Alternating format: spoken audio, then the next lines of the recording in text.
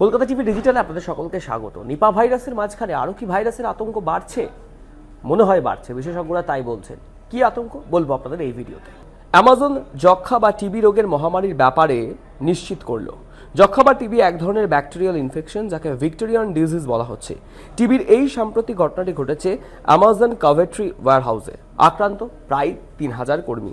এখনই বন্ধ করে দিতে হবে এই ওয়্যারহাউস। অ্যামাজন এ বিষয়ে জাতীয় স্বাস্থ্য কমিশনের সঙ্গে একযোগে কাজ করছে।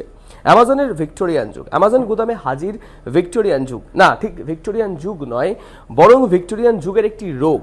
সেই রোগের প্রাদুর্ভাবে অবিলম্বে সেই ওয়্যারহাউস বন্ধের দাবি জানালো শ্রমিক ইউনিয়ন। ঘটনাটি ঘটেছে ব্রিটেনের কভেন্ট্রিতে অবস্থিত অ্যামাজনের এক বিশাল গোডাউনে।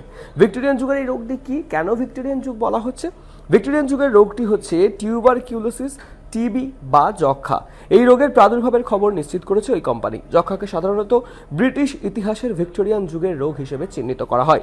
এই পরিস্থিতিতে কর্মীদের নিরাপত্তা নিশ্চিত করতে শ্রমিক ইউনিয়ন অবিলম্বে ওই গোডাউনটি বন্ধ করে দেওয়ার দাবি জানাচ্ছে।